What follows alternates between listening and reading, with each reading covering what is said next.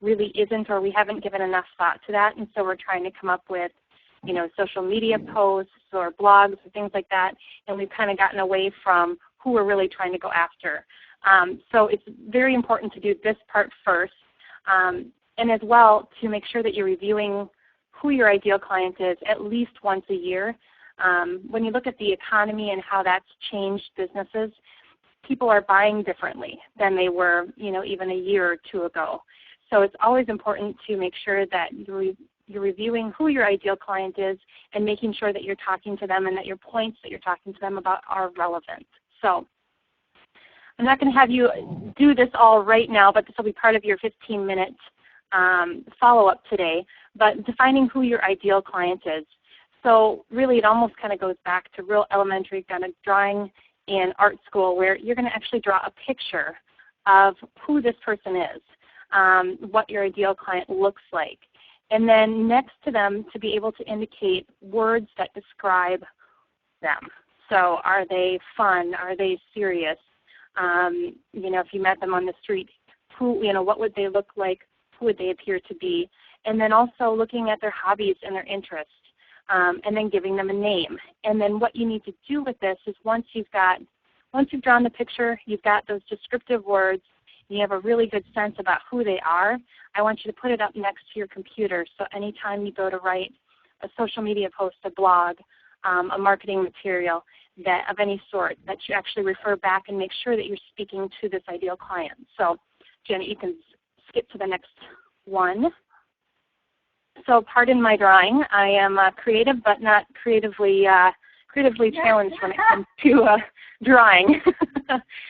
So this is Bob. Better than I would do. What's that? It's better than I would do.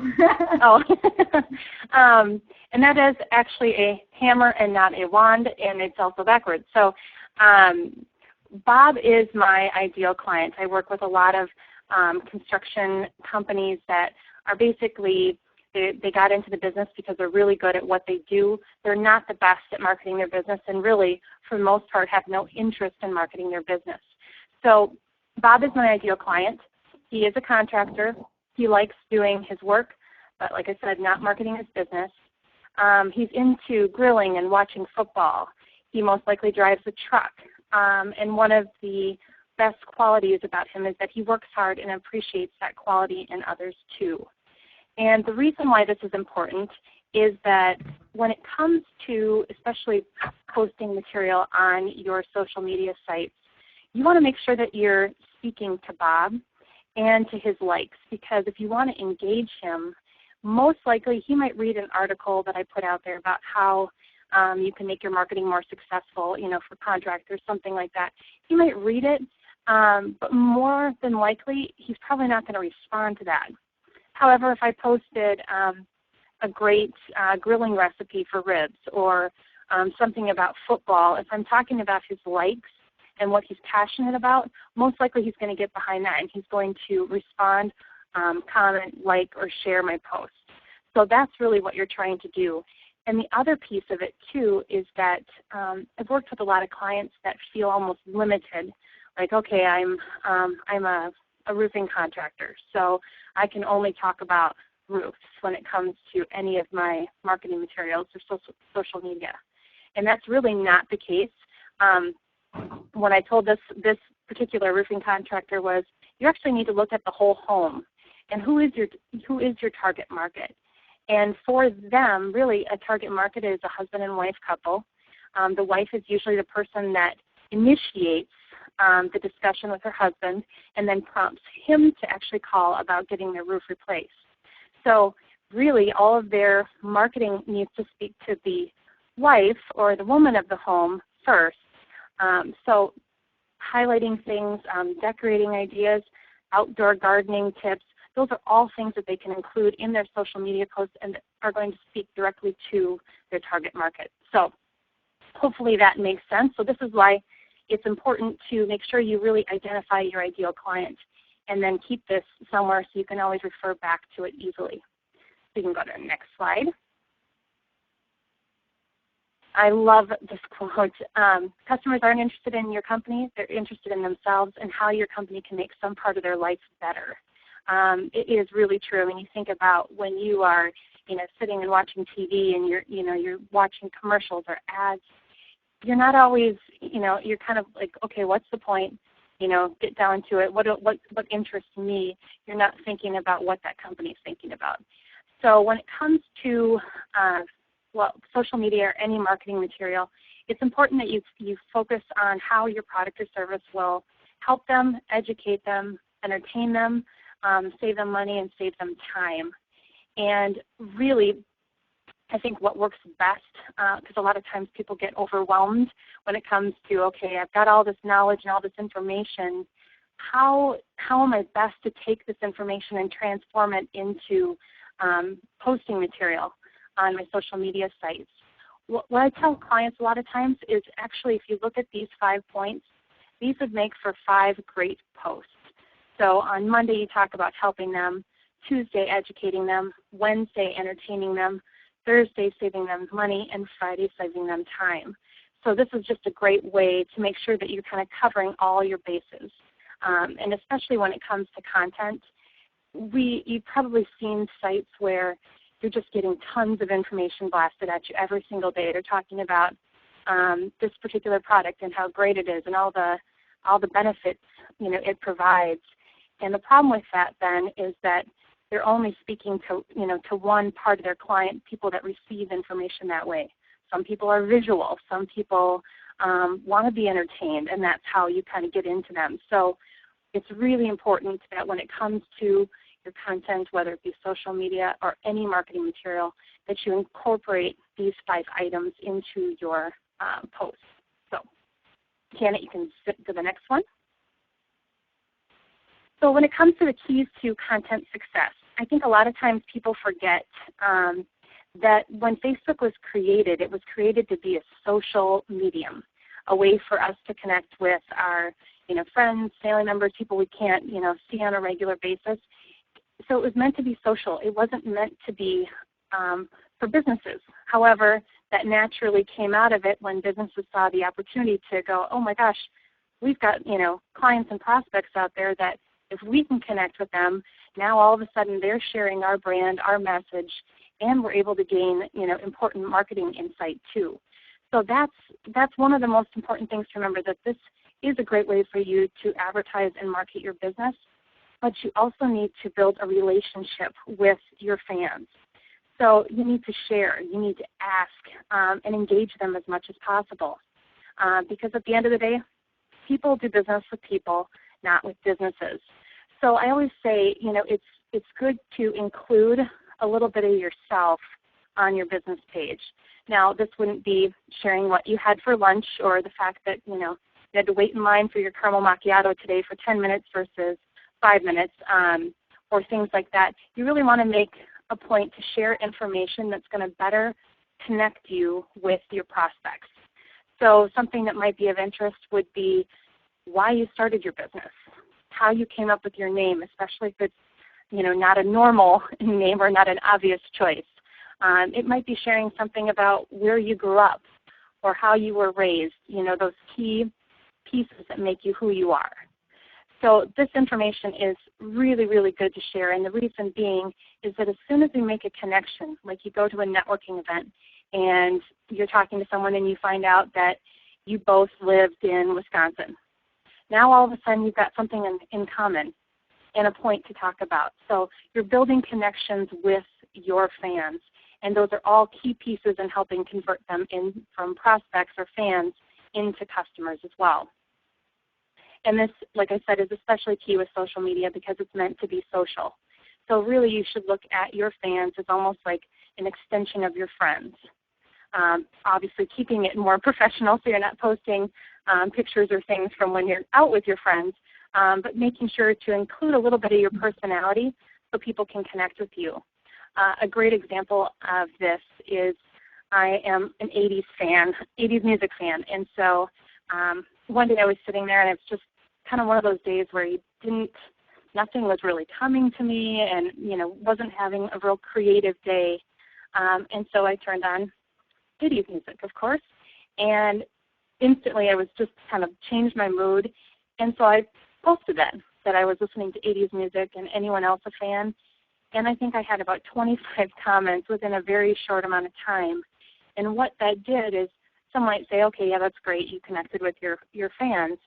But it's also marketing insight, too. And that's another key piece that people forget is because we're building a two-way we're building a relationship or a connection with our fans, not only are we sharing, but then we're also getting information from them, too.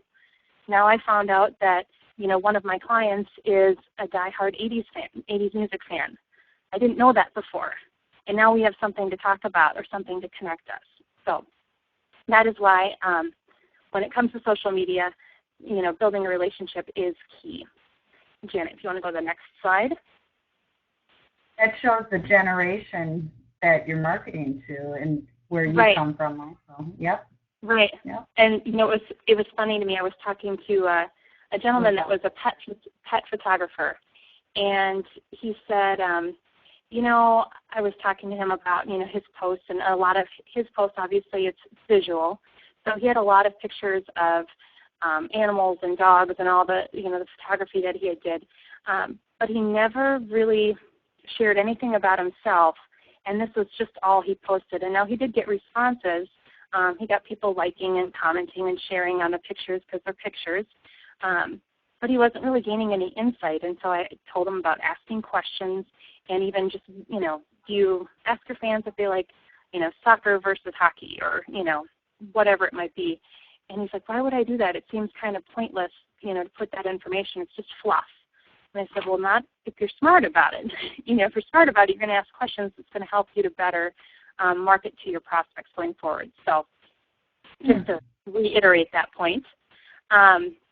Here we have on this slide is a list of the 10 tips for high converting copy. Now this can be used, like I said, just like the majority of the material within this presentation can be used for both your social media posts, your blogs, any sales letters that you're putting out, even emails that you're using to follow up with prospects. And I think a lot of times we kind of forget some of these key pieces, but I recommend that you go back through and take a look at your Facebook posts, your LinkedIn messages, any blogs that you've written, any sales materials that you have, and see if you see some of these pieces in here. So the first one is, going back to what the customers want, they want to know what's in it for me. So change your I to your. And that's a big one we kind of forget because we're so consumed by our business at that time. The second is what's the problem and what's the solution? Now, I think it's key. I work with a lot of companies that are in the IT or accounting industry as well, and they find that they'll say, I'll say, what do your customers come to you for? What's their problem?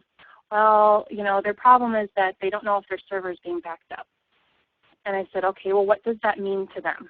If I'm your customer, what does that mean to me if my server's not backing up? Well, you could lose your data. I said, okay. Well, what does that mean to me? If you almost have to kind of go to the lowest common denominator, you need to give me a real life example. If you told me if your data isn't backing up, you could lose all of your presentations that you've created, and which would result in hundreds of lost hours and hundreds of lost dollars. Now you're speaking my language. Now you've got my attention. So when it comes to talking about the problem or the solution, remember, go back to your ideal client and think about why they hired you. What was the problem that they had, and what was the solution that you provided? And those are the pieces that you should be talking about when it comes to your sales and marketing materials. Number 4, why you make it compelling. We all have heard over and over again about the differentiating factor. What makes you different? What sets you apart? Those are key things that you need to be sharing on your social media posts as well. But you can do it in a way where you don't feel like you're touting yourself, but you can share a story or a testimonial as well. And that goes to number 5. So social proof is becoming huge. When people look at, when they look at, the number of posts that I've seen recently, I'm looking for a photographer in the area, who would you recommend? Or I'm thinking about trying this product. Have you ever had, anyone ever tried it? What was your response? People like being able to refer back to their friends, family, and people that they know, like, and trust to get that information. So you're starting to see a lot more of that as well when it comes to, especially when it comes to Facebook. So taking those testimonials and including them in any of your marketing materials is key to do. Now, that said, you don't want to provide a page of testimonials or to be on your Facebook, posting testimonials every single day, because at some point people are going to turn off and go, okay, that's, you're just sharing information about you. So you need to do it, in a way that is not over the top. So maybe you're posting a testimonial or a client story, maybe once a week or once every other week, and sharing that information. Number 6, risks. A lot of times when it comes to, I have a long history in sales, and a lot of times it's funny to me, people kind of, they know that there's going to be sales objections or risks that people don't want to take, and instead of addressing them, they try to just kind of like bypass them. Well, the only thing that client or prospect is thinking about is that sales objection. So you need to get it out of the way first. So when it comes to getting those prospects, those fans on your Facebook page to convert to customers, you need to talk about those sales objections up front and then highlight why it's not a sales objection. So if my product is expensive, I need to talk about the time saved, and when people are looking at how much time they have versus how much money they have, that might be a good connection for me, especially if their time is worth a couple $100 an hour. Now all of a sudden it makes good sense. So make sure to address those obstacles before they become obstacles. The 7th is call to action. I see this over and over again. I'll talk to someone and they're saying, no, I'm not getting any, no one likes or comments or shares, anything on my page.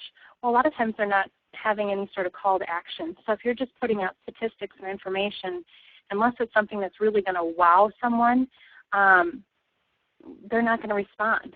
And so now you're going to see like, okay, I've posted and I haven't gotten any response. What's going on? All you need to really do is ask. Ask them to like it, to share it, to comment, to post, whether it be, a funny picture, and do you find this funny, or what else has happened to you? Those are things, if you ask for a call to action, people will respond. And if they don't respond, then maybe you need to look back at your content and what you're actually posting. Number 8, keep it simple. I find a lot of times, especially with those of us that have, maybe you have a very technical business where we speak those terms and we forget, about Bob, my ideal client. Bob doesn't know those terms. So to put those terms in your post, you're not going to get a lot of response. And in fact, you'll probably get a lot of people kind of turned off by it because they don't understand it and they realize that you're not speaking to them. You're just talking about you, yourself, your business, whatever it might be. So making it simple as possible is really key, especially with social media because, as people said, we're getting about a mile wide and an inch deep, so with all of the information coming at us all the time, we don't have time to dissect it or to take and copy and paste that word into the dictionary, the source to see what it means. So make it simple. And then next 2 really actually it should be kind of directed towards your website.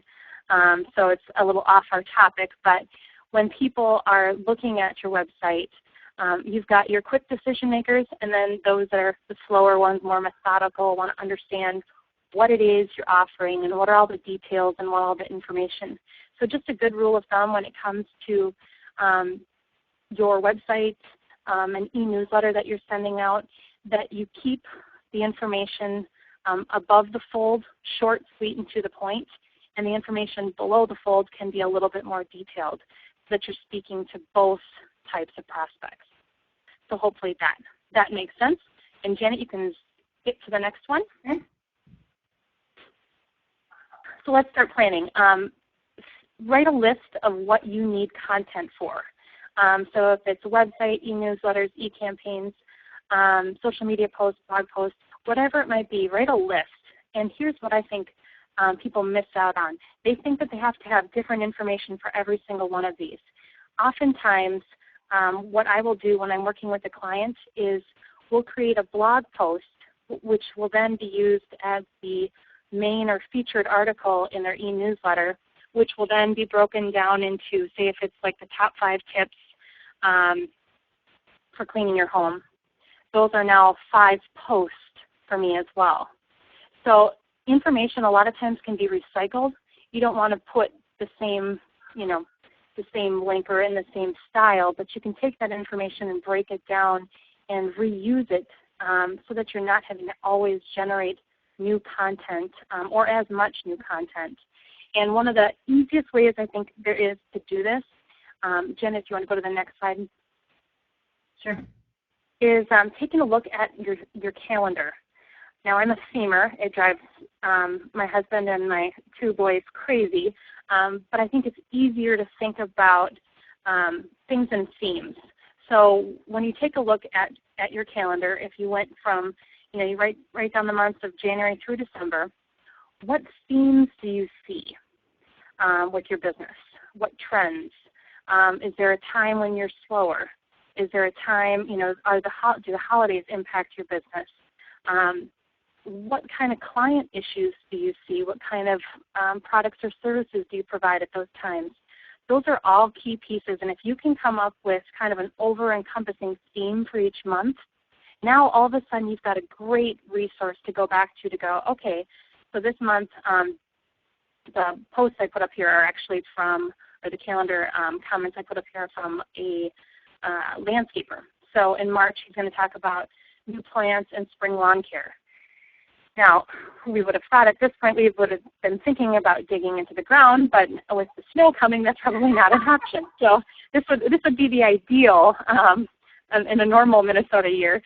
But looking at March would be new plants and spring lawn care. So getting his prospects thinking about what's coming. In April, start planning your landscape projects. In May, backyard getaways. In June, landscape lighting. In July, water features.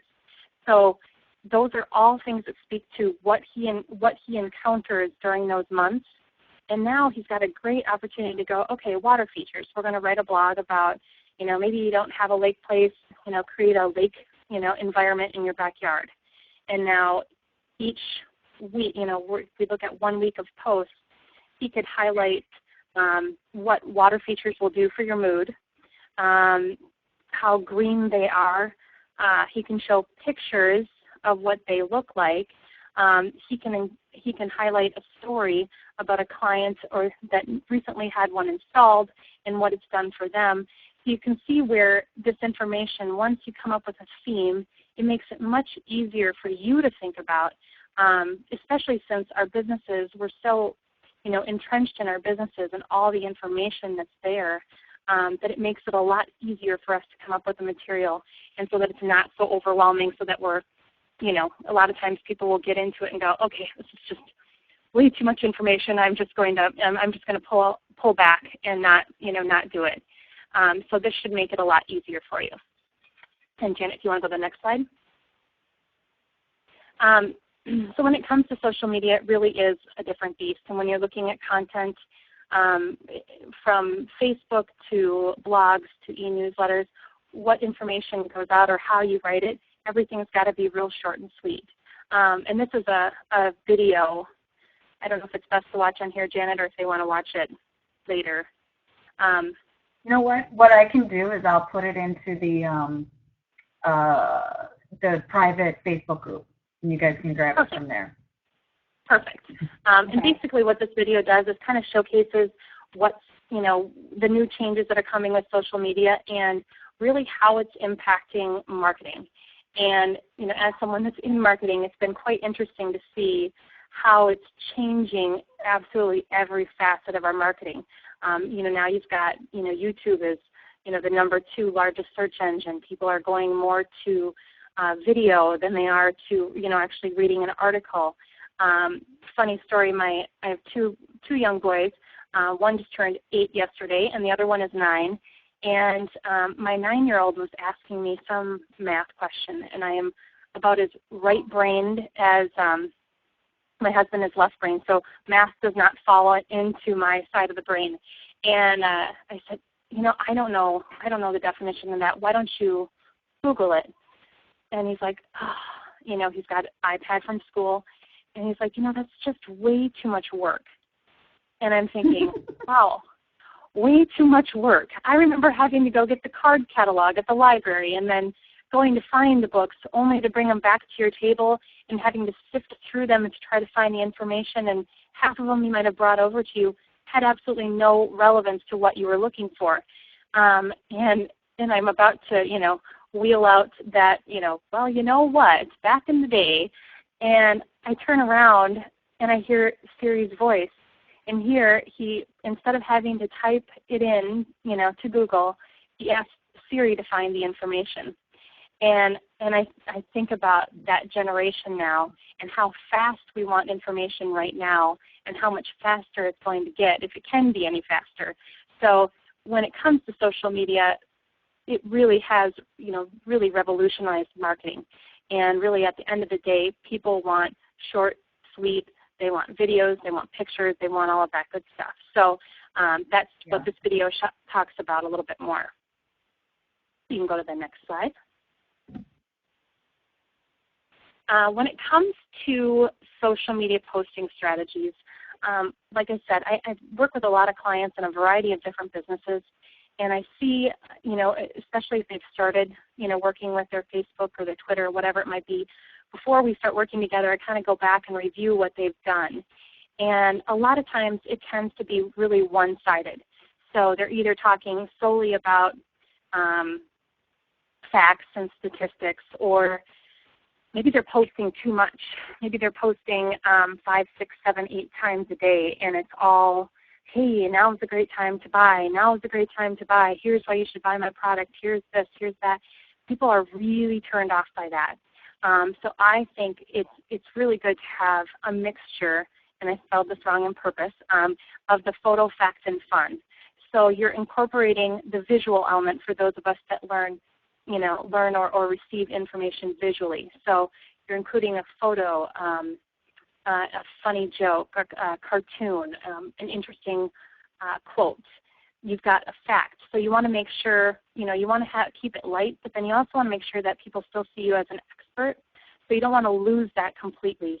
You want to be able to still share information with them so they look to you when they need your services and go, oh, this person's, they're really qualified. They've shared a lot of great information with me that's been really relevant. And then the other part is fun, and that's really where it comes into the engaging and building a relationship with your fans. So when you have a combination of the photo, fact, and fun, that's really when you're going to start to see the most engagement and the most success with your social media sites. So that is just something that I use with all of my clients, just to help them figure out what they should be putting out there. Right now, I think the latest I just heard is that Facebook recommends that you post twice a day for the most optimal results, twice a day with 5 hours in between the posts, so that you're hitting kind of both sides of your audience. So that was a recent statistic I saw. And like I said, at the end of the day, as long as you're posting relevant content, things that are interesting, and you're not just trying to solely sell people all day long, I would say for the most part, posting 2 to 3 times a day would probably be the max I would do. But then if you're providing, like I said, good information, you're going to get people that are going to respond, and you're going to increase your fan engagement. So my little 15-minute challenge for you today is to go back and to draw your ideal client. Like I said, you saw my picture of Bob. Draw your ideal client, and then keep that next to you and use that to refer back to when you're doing any sort of marketing, and not just writing the content, but also, if you get a call from someone who says, hey, I've got this great opportunity for you, it's going to reach X, Y, and Z, you actually have something to measure against as well. And you can take a look and go, does this really fit Bob or my ideal client? That really isn't my market. So this isn't a wise business decision for me. So hopefully it's going to help you have better success with your marketing efforts, and that's also going to keep you from spending money that you don't need to spend. That's going to be not going to be a worthwhile investment. So make sure you draw your ideal client and keep it up by your computer. And then the second is to take a sheet of paper and write down themes for each month, and just do it as quick as you can. What first comes to mind when you think about that month in your business. and then use that as a way to start crafting your messages going forward. So that would be my 15-minute task for you today, and that is basically all I have. Okay, great. Hey, are we allowed to draw stick people? What's that? I said, are we allowed to draw stick people? That's all I can draw.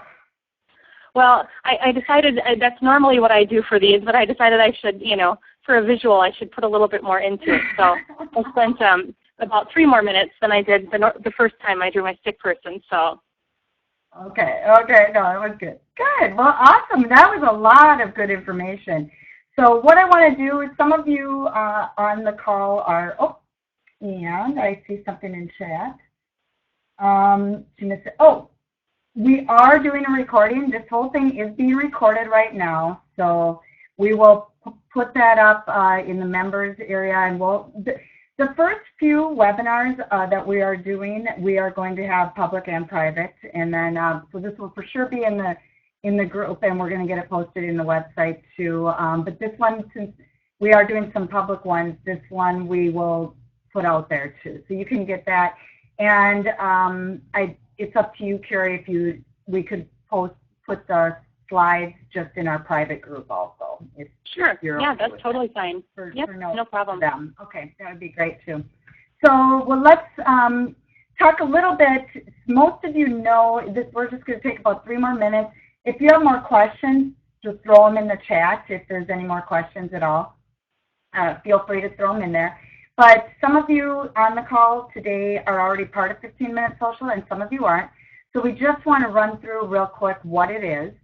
It's a membership training program, and I've brought up the private membership area a couple times, just that we have a Facebook group that is specific to 15-Minute Social, and so there's a lot of materials in there, and we always talk about the upcoming webinars and calls. And so in this, we have over 100 lessons. We have a social media strategy. We have Facebook graph search. We have a Facebook module. The Facebook module is a lot of lessons. So that one is actually... You are now muted. You can still hear me, correct? You can put that in the chat if you can still hear me. And so we have from setup to content. We have a lot of content ideas in here. Kari contributed some of those too. And she did some content area and some Facebook. I know you did some things on Facebook also. So I dig into that. And LinkedIn module, Twitter module, Google+. We go into how to merge your page.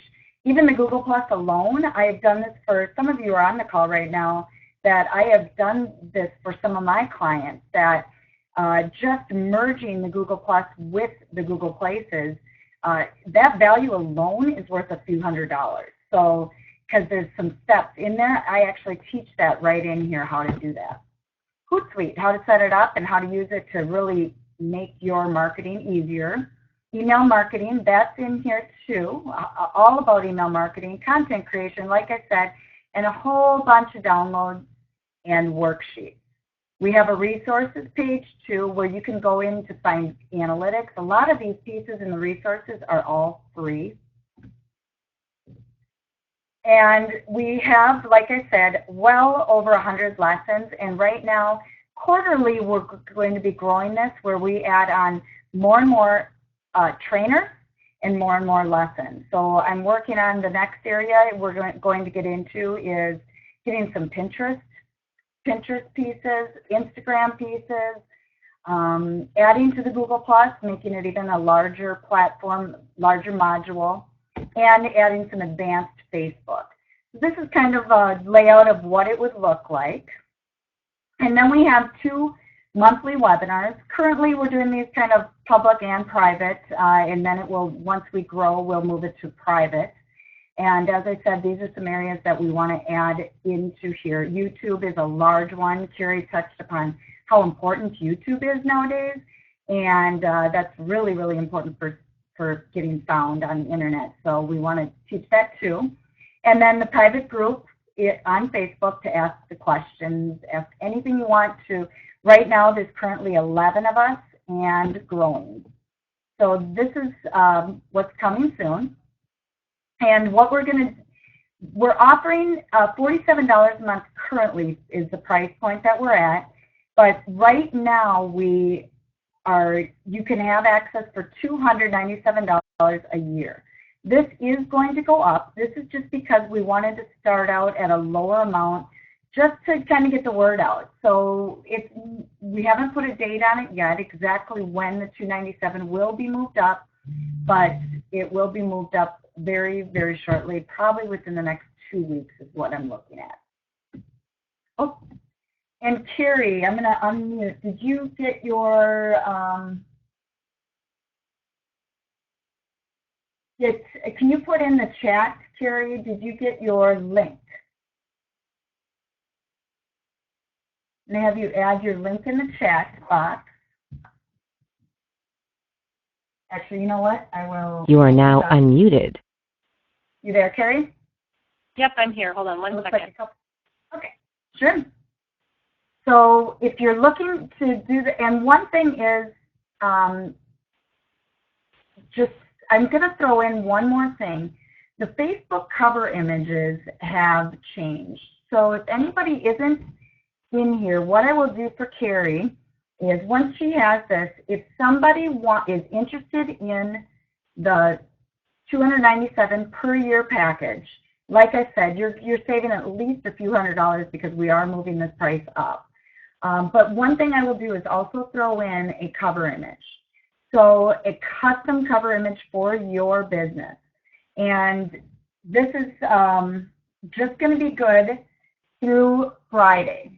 So today is Thursday the 18th. So Friday the 19th, we'll put out a recording of this. And if anybody does take advantage of this, they can go ahead and email me at janetjohnson.com, janet@janetjohnson.com, and go ahead and send me the information. So Kari put her information in the chat. And I will go to there now. There we go. There's the link right here. So you can go to this link.